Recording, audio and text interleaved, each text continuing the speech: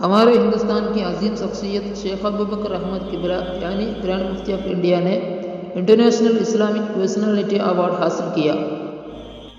Fujairah शहजादा शेख मोहम्मद बिन अहमद बिन शर्की के ज़ेर एहतिमाम जो चल रहा है Fujairah social and cultural association का प्रोग्राम के हिस्से के तौर पर मुनअक़िद किया हुआ 2021 Fujairah Holi Quran international Islamic personality award हमारे ग्रैंड मुफ्ती शेख अबू बकर अहमद किबला को दिया।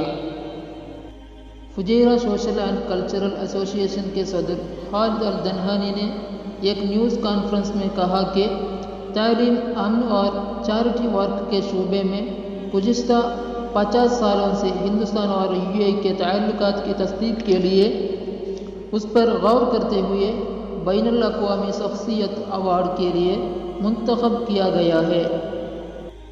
हिंदुस्तान और बैरून मुल्क के साथ ताल्लुकात उस्तवार करने में हमारे ग्रैंड मुफ्ती शेख अबू बकर अहमद किबला के किरदार बहुत अच्छा है।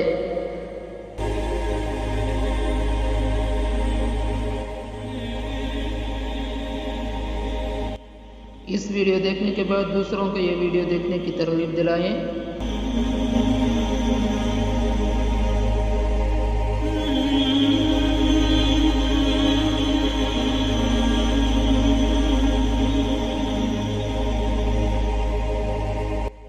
और मज़ीद अच्छी वीडियोस देखने के लिए हमारा चैनल सब्सक्राइब करें।